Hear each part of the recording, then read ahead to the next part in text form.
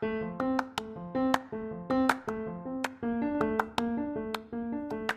there, my name is Piper Harris, and welcome back to the Rebuild Your Ruins, a Piper Harris coaching podcast. On today's episode, we will talk about how often we don't actually think about our emotions, and they spin us up. We feel them, then we respond, and we have it all backwards. We are going to dig into why we need to feel for real and learn how to identify our emotions accurately and why some of us struggle to do so.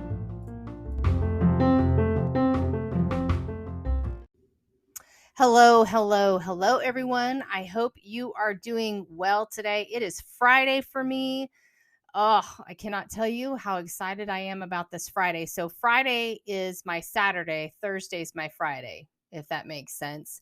I don't take clients on Fridays. So I take this day to write blogs, to do podcasts. I just take it as a day just to be creative. Often I have a date day with my husband if he can get free from work. So Fridays are exceptional in my book. But also this Friday, I'm pretty excited. I'm really excited. Want you guys to know I only have 14 Fridays left. That's it. And you're probably asking me, like, what do you mean 14 Fridays? Well, it is 14 Fridays until I graduate with my master's in clinical mental health counseling. And I am so thrilled for this. So some of you know a little bit about my background. I actually worked in the counseling field back in the late 90s and early 2000s. I was working on my bachelor's degree in applied developmental psych, and I had the blessing of learning all things CBT and really getting thrust into a hands-on program. It was phenomenal. I worked in psychiatric hospitals. I worked in, lockdown facilities. I worked with kids, adults. It was pretty incredible. But I was a kid doing the work and saw some pretty bad things, and it about killed me. And I threw my hands up in about 2002, 3, around there, and said, I'm done with this. I'm out. I'm never counseling again. I'm out. And then fast forward to COVID. I actually was doing really, really well pre-COVID with my coaching business. I was actually still using all my CBT techniques, but calling it coaching, not counseling. Kind of funny how we lie to ourselves. And then COVID hit, and my business went belly up. It was heartbreaking, but I didn't feel like it was appropriate or ethical to keep my clients on their contracts when we're all losing jobs. And so I'm going through COVID, and as you all know, it was horrifying. It was a very scary experience. And I thought to myself, okay, what can I do? I need joy. How can I help others? So I created something called the Caring Through COVID series. And you can find some of those on my YouTube channel. And what I did is I worked with other women that I knew, and I helped them to develop their businesses. And so we did some podcasts to YouTube videos together, and I created booklets for people that took part. So some free, how to do certain things, free packages, I guess you could say. And it really fed my heart. But then during that time, I also lost my hearing. It was a crazy year during COVID. And so I really was, although really working on the outside to embrace what I was seeing, but also trying to give joy to others, I was really in the depths of my soul feeling great sadness. And so at that time, my husband said to me, he's like, hey, are you actually going to go back to school and do what you were made to do? And I just said, what are you talking about? He's like, well, you've been fake counseling for how many years now? That's what he said to me. And so thankfully, I listened to my husband's wisdom, and I went to school. I started my master's program in the summer of COVID. So whatever that was, June of 2020 or July, June, something like that.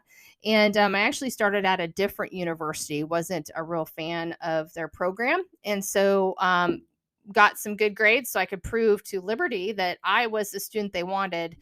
And I have been at Liberty University since then, and I can't tell you how grateful I am for their academics. Their program was incredible for clinical mental health counseling. The professors were incredible. I mean, it's been an incredible experience. And then for me, on top of it, it was such a joy to have a university that also embraced my Christian faith.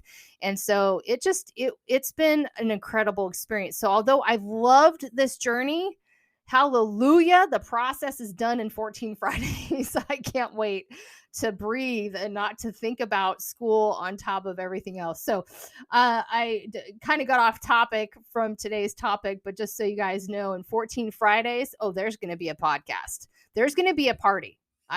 Absolute party. I might even be popping champagne on podcast. I don't know. We'll see.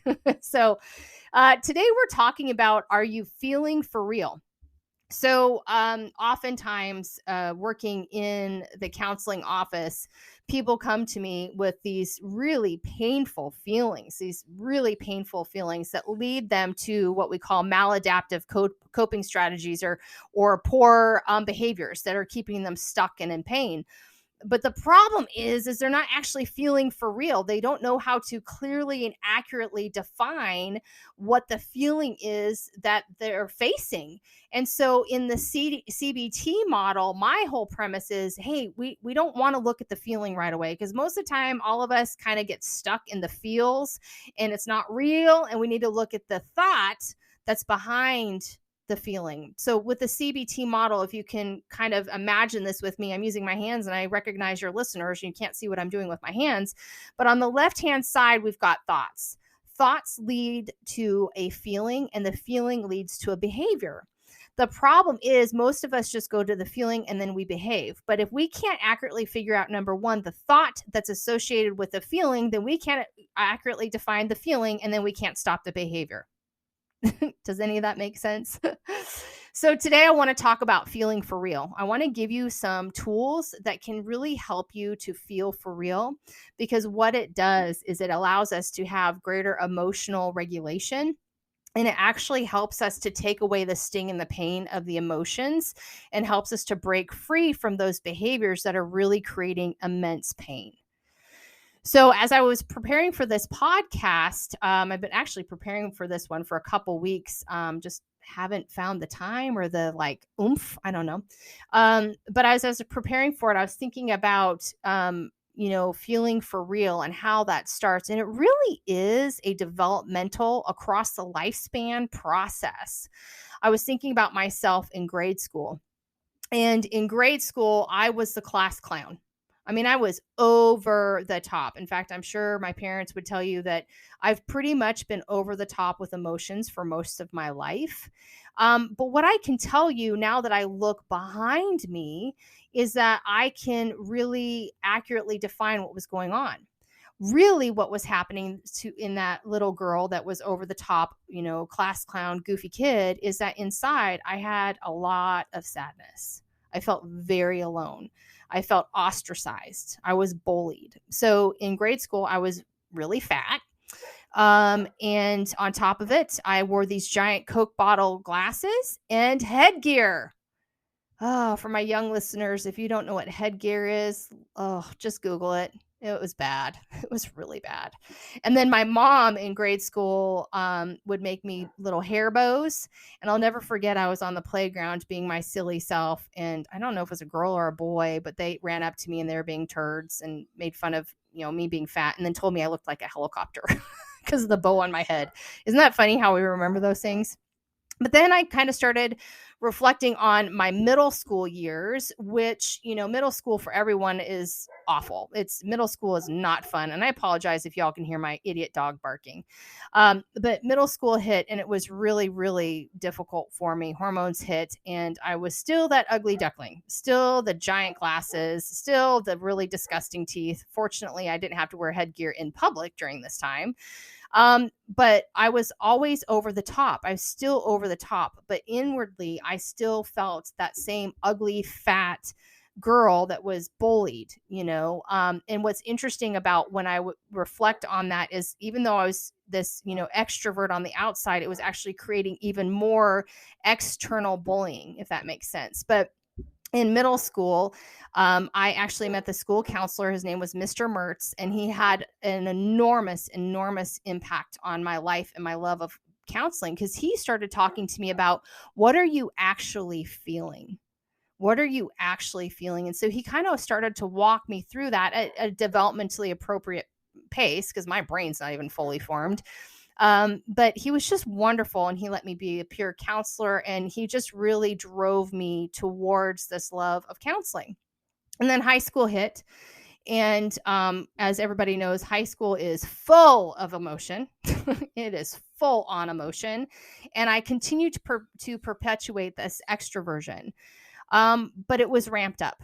My first year of high school, I was raped. It was my first time experience. Someone took it from me, and I didn't tell anyone. So I expressed it in this extroversion. In fact, I had a best friend.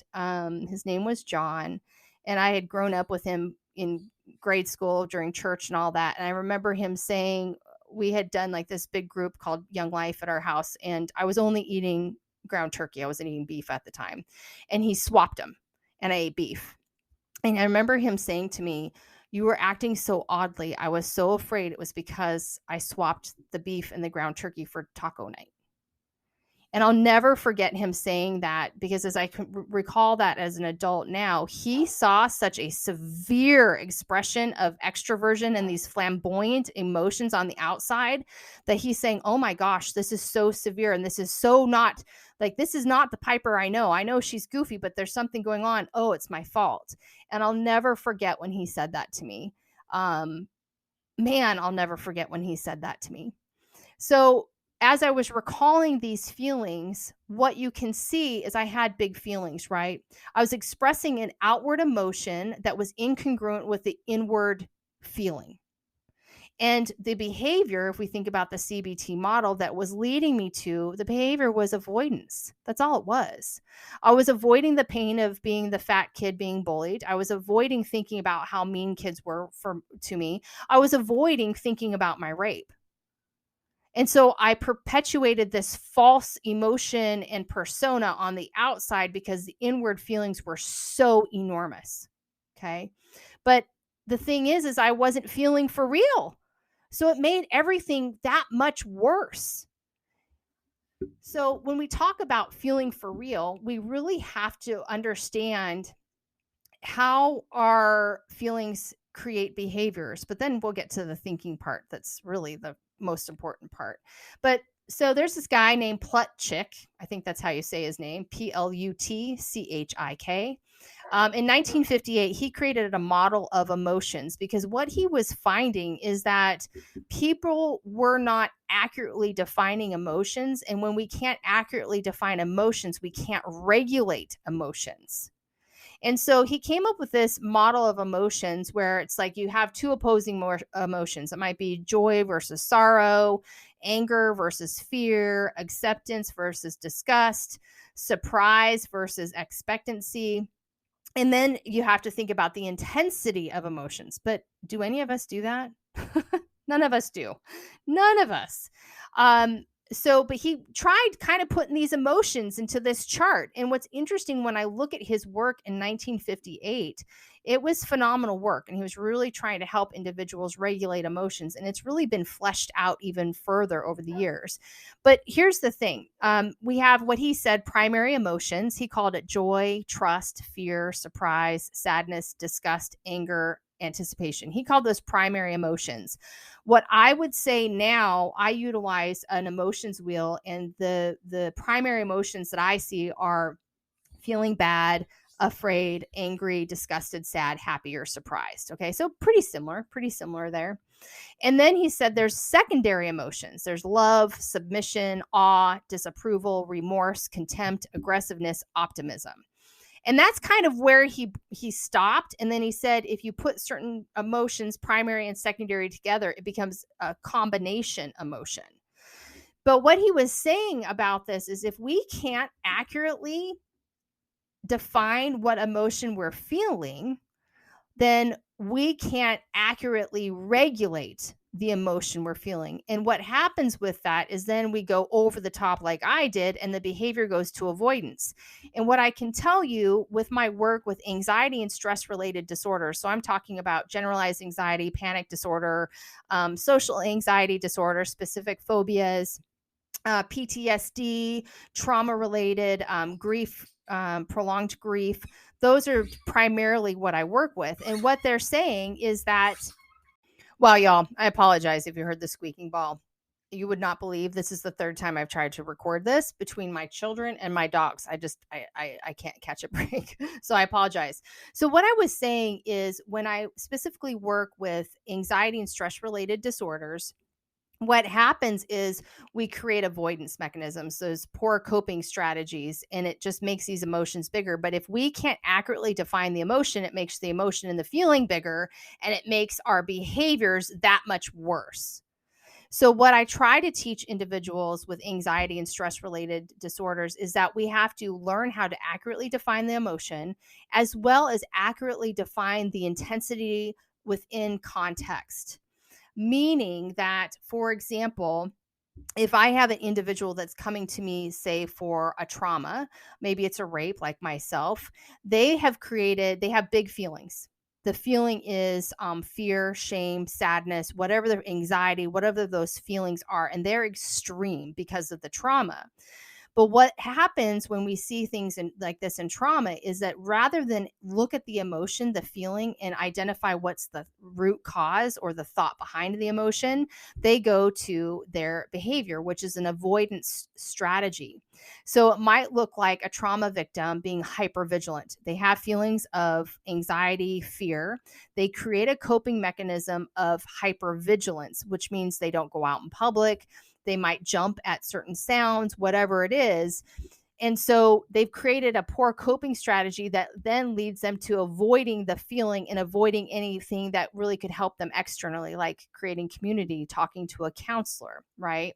So contextually, if they're out in public and say a man looks at them in a way that they thought was really bad and they're going to come hurt them, when maybe he just was looking in their direction, they jump to the coping strategy of really becoming fearful, running away and going home. Well, contextually speaking, he probably was just looking in their direction. Does that make sense? So I have to help clients to be sensitive to the motion, to their emotion, what it's driving to them, and to what degree is this intensity really contextual. We have to dig into, contextually speaking, is this something that we should be afraid of? Does that make a sense? So what this Plutchik guy talked about is that we really need to understand as well how our primary emotions interact with our secondary emotions. And so he said, for example, when you have anger and disgust at the same time, that is contempt. And as I was, researching Plutchik and thinking about this, I see this a lot with my couples, In fact, when I see contempt with couples, I'm like, oh boy, this is going to be tough to recover from. Because what happens is, like, say, for example, you have a primary emotion of anger. You might be sitting there and you're mad at your spouse because they don't pay attention to your feelings. They, for example, a pretty common situation that I see in the counseling office is the wife is really annoyed that the husband isn't noticing her haircut or really saying, hey, thank you for taking care of things around the house. Yet the husband's asking for sex all the time. So she's carrying this anger, just like she is holding it around because she's not saying to him, I have this anger, but she's also not accurately defining what that anger could be. What else is involved in the anger? Is it frustration? Is it feeling distance between y'all? She's not accurately defining it. So she stews in the anger. And the husband keeps pushing for more sex because he's like, why does she keep pulling away from me? So then he has anger, right? Well, then what happens is they might not even give into sex, or they have sex, and then guess what happens? They don't enjoy it, and it's disgust. They're disgusted. Like, I just did it because I thought maybe I'd get what I needed from you. So do you hear that? I'm sure maybe you might have gone through this before. I see this a lot in the counseling office. But the problem is, if they hold on to that anger and that disgust, pretty soon there's contempt. And that's what lands them in my office.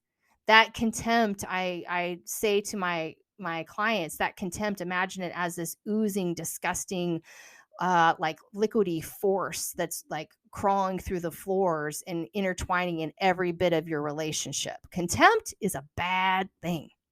And again, it comes up because we're not accurately defining our emotions and sharing the thought behind the emotion. The wife wasn't just angry because her husband, wanted sex all the time. The wife was angry because she's like, hey, you don't see me. I want to hear that you love and adore me. The husband wasn't angry because she wouldn't give it up. He was angry because he's like, why doesn't she desire me? What's wrong with me? Those are the actual thoughts behind the anger. So we really have to be aware of how primary emotions interact with secondary emotions and what they can create. So Plutchik also said things like, if you put joy and love together, the combination creates trust. Absolutely. How about, he says, you put trust and submission together? That can actually create fear, right? I work with a lot of people when they finally work on some of their interpersonal issues and they find the one and they trust them and they submit and they're like, heck no, this is scary. This is what we call cold feet, runaway bride. That's what that is. Some other combinations he talks about is you can put sadness and remorse together and there might be a disgust. You could put anticipation and optimism together, and that's joy. So it's really important for us to kind of see how emotions can interact together to create an even greater feeling or emotion. So additionally, when it comes to feeling for real, we really have to pay attention to the emotion and how much attention we're giving to the emotion. Does that make sense? So feel the emotion, feel the feel, but how much attention are you giving to it? If you're a highly anxious person, oftentimes we have a physiological response preceding the actual feeling. We don't recall it right away. So if you're highly anxious, you might have heart palpitations. You might have a tightness in your stomach or your chest. So all of a sudden you are focused on those physiological feelings. And then you're like, oh my gosh, I'm anxious. I'm anxious. I'm anxious. I'm anxious. I'm anxious. I'm going to have a panic attack. I'm a panic attack. And that's all you focus on. And then what does that do? It creates more and more and more emotion when it's just a feeling. Feelings aren't always facts, y'all. Sometimes our brain just lies to us. So what we need to do is we have to create emotional clarity or understanding of the emotion. We have to, because we can't regulate our emotions if we don't. So how do you do that? Well, from the CBT model, we have to think about the thought that happens before the emotion. And research shows us that if we have really low emotional awareness, it actually strengthens our maladaptive strategies, or those poor coping strategies. They're the things that don't work. The things that actually increase our negative affect, or what we call sadness, depression. So that's what research shows us. If we keep hiding from what these emotions are actually telling us, and we don't take the time to define them specifically and define the intensity and where they're coming from, we actually increase the negative feeling that we're feeling. Crazy, right? So emotional attunement is absolutely key. So again, going back to, if we don't accurately name, we choose poor coping tools, and then we tend to be in a more negative mood. So like I said before, it's those avoidance patterns that we see often with trauma and anxiety, stress-related disorders. So one of the other tools I want to talk about, or feelings that I want to talk about, that is extraordinarily common for not being able to feel what's real, is shame. Shame is a really poor coping tool that we use. I don't know why we use it. With my work with my clients, we work on cognitive distortions and recognizing that shame voice, that shame speak. And shame is experienced in the thought of, I am bad. And then in turn, we act out the shame for that badness, right? And then that morphs into hopelessness, powerlessness, and self-consciousness. I mean, if you want to take it back to biblical times, you can think of Adam and Eve. They ate the fruit and then they hid themselves from God. They felt shame. They covered themselves. And then they blamed each other. So that is a very typical poor coping tool. So when you're thinking about your feelings for real, when you first start trying to accurately define what's actually going on, you're more than likely going to feel shame first, because this is a very common human experience. So we have to be sure that we untangle our feelings from shame. Now, what I'll say is guilt's not a bad thing. If you have guilt left, that's okay. Guilt is kind of this form of tension, and it bears out like in regret maybe, and then it kind of can lead us to a more empathetic thinking of self and others, and it helps us fix something, right? It gives us a bit of renewal. So I kind of diverged with guilt and shame, but just be aware when you feel for real, shame's going to be that first thing to come up. So thinking about primary, secondary emotions, there is really the most important thing that I start with my clients is you got to feel felt. Feeling felt. Does that make sense? It's a key factor in that interpersonal relationship with my clients. I have to have this responsiveness to them and their feelings and call out, oop, hold on. That's a primary emotion you're feeling, but what is at the depth of it? And so Dr. Dan Siegel came up with this thing called name it to tame it. Name it to tame it. And basically this is accurately defining emotions. But what research shows us, if we accurately name our emotion, we can tame the behavioral response. And so the process of counseling, we are allowed to, and we work through processing emotions through storytelling, and it helps us gain new perspectives on our experiences. So, for example, I'm working with an individual with terrible panic disorder, and we're working through it. And often, and this is one of my most favorite techniques that I work with my clients, we're talking about high levels of anxiety and what he was feeling. And I always ask my clients, I say, if I could take care of XYZ, if I could take away your anxiety, I could take away your fear, if I could take away, your sadness, would you do it? And they're like, yes, take it away now. And then I say, well, if that's the case, why didn't you just get rid of it before now? And I'm telling you, the look on their face is like, dang, Piper, that was really rude. That's why I'm here for you. You're supposed to help me tell me how to get rid of it. And I ask them again, if you're really serious about getting rid of the emotion, then why don't you do it? And they feel assaulted by that question. And then I say, okay, so there's a reason you're keeping your anxiety, your fear, your sadness. And they go, why would I keep this? This is horrible, Piper. I say, okay, just stay with me.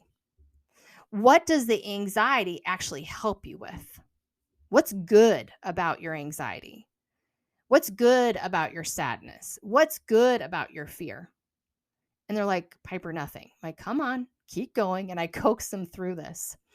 And really what we find, what's really fascinating is, we might have that anxiety. We might be at the very top level of the surface of the water, right? But what is that anxiousness telling me? Well, it might be telling me that I feel maybe excluded in something. But what does that say about me that's good, the anxiety that's pointing toward? Well, I want to be part of community. I find that community is so important. So the anxiety is pointing to a really wonderful characteristic trait of this human being. Or anxiety really pushes you hard to get things done. Or your anxiety when you worry about others, what does that say about you? You're loyal, you're caring. And so we work through this idea of, I'm not getting rid of my anxiety, my pain, my whatever this big, huge feeling is, because it actually works for me on one side. Isn't that weird to think about? And I also use the imagery of, like, imagine there's a pot on the stove full of water. You need to boil some noodles. When you're in anxiety and you're going so hard and fast, you're boiling over, you're making a mess all over the stove. And you say in response, oh my gosh, I can't look at that. I can't do that. So you slam down the heat on the stove. That's avoidance. But what happens to the water? What happens to the noodles? They just sit there. Nothing happens. So it doesn't work. You understand? So I tell my clients, I know you're at a 10 and you're at a rolling boil, but if you go to a 0, then you're going to feel worthless. The anxiety is working for you. Turn it down. So we continue to identify the positive things that are attached to anxiety and stop looking at anxiety as a bad feeling. So then we go into this feeling and we name it to tame it. Okay, Piper, I'm feeling like, all right, I hear you. I'm feeling anxious right now. Okay, why? What's going on? Okay, well, I'm feeling anxious, but really what it is I'm feeling inadequate at work. Great. Why do you feel inadequate at work? What are we missing? And oftentimes they say, well, I think people don't like me. And that's when I come up with another CBT technique. And I said, okay, test that out. Go ask them. And they're like, what do you mean, go ask them? Go ask them if you suck at your job. Well, I can't do that. Like, if we're naming it to tame it, we just got there. You feel like you're inadequate. We got it. But you're still at a 10 on the stove. Inadequacy is a really big emotion and it hurts. So now we have to have a behavioral experiment that proves that's wrong. I did this to a client and she was like, you're crazy. I'm not asking that woman at my office if she thinks I'm a despicable human being. I'm like, why? That's what you think of yourself. Ask. She's like, but I don't want to do that. I said, why don't you want to do that? She goes, because I'll feel stupid. I said, well, why will we feel stupid? She goes, because they won't think that of me. And I just sit there and I smile. And I said, oh, so that original feeling of anxiety and feeling inadequate is false? And she just got this smile that climbed across her face, just creeped across her face. I'm like, oh, funny how that worked out. She untangled those feelings. She untangled what she thought, and she got to the root thinking, which was, that's not accurate at all. I don't need to do a behavioral experiment because I just realized that was an irrational thought. But we had to name it to tame it. And we couldn't name it to tame it until she felt heard in the office. And it's my job and my responsiveness to those emotions to help you untangle them. So Dr. Siegel also talks about something called the SIFT model, SIFT. And this goes along with accurately learning to name and tame our feelings, our emotions. So the first thing is identifying sensations in your body. If you are dealing with anxiety and stress-related disorders, you are going to have intense sensations in your body, period. So you have to identify where in the body you're feeling them. If you can identify, I had one client tell me it's like this creeping warmth that goes over from like back of his head over to the front of his face. When he started feeling that, when he started being mindful of that sensation, he knew what was coming next. He knew, if I don't capture this feeling and recognize what's happening, I'm going to go into a full-blown anxiety attack. So clearly identify first where you're feeling sensations in your body. For me, I get a knot in my stomach. When I know my anxiety's high, I get a really weird kind of sour knot in my stomach.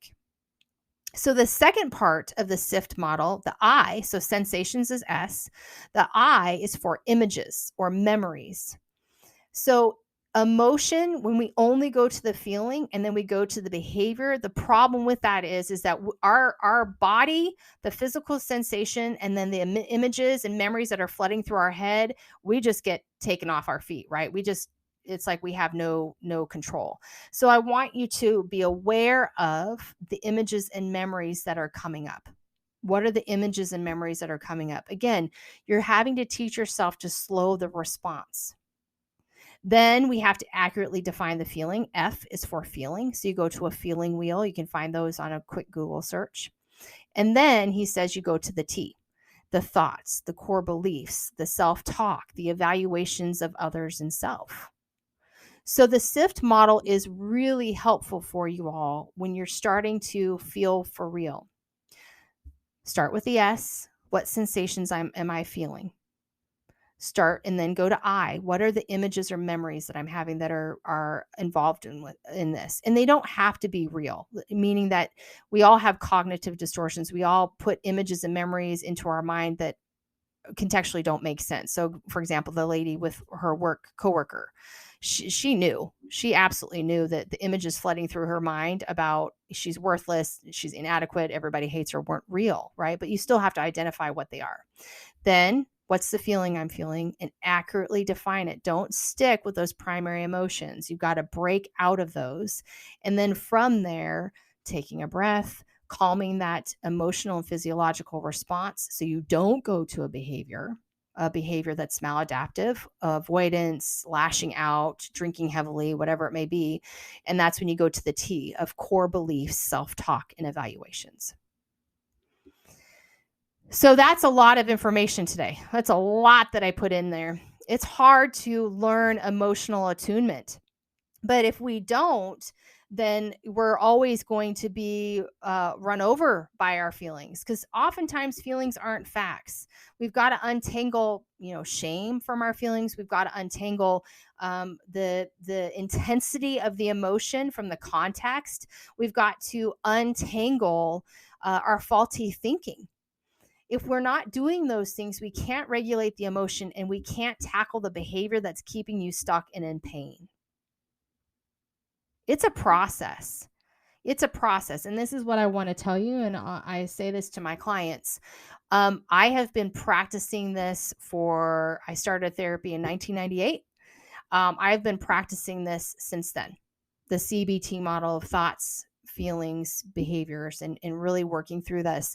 And for the most part, I can tackle this pretty good.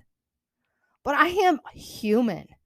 And there are times where I just let those emotions run wild. And then I look back and I'm like, oh my gosh, Piper, you're ridiculous. Like you're literally ridiculous.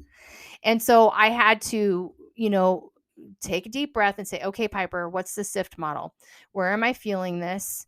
What are the images that are running through my head? What are the feelings? Accurately define them. Don't look just at primary emotions. And what are the thoughts that are connected to this? It slows that emotional process and it stops me from the maladaptive behaviors. But I don't always get it right. So this is what I want to say. Feel for real, y'all. Feel for real. You can do it. And the more you feel for real, the more you have emotional clarity. The more you have emotional clarity, the more you have emotional regulation. The more you have emotional regulation, the more you can break free from those behaviors that are hurting you and keeping you in pain. So I hope this was helpful for you today. I'll catch you next time.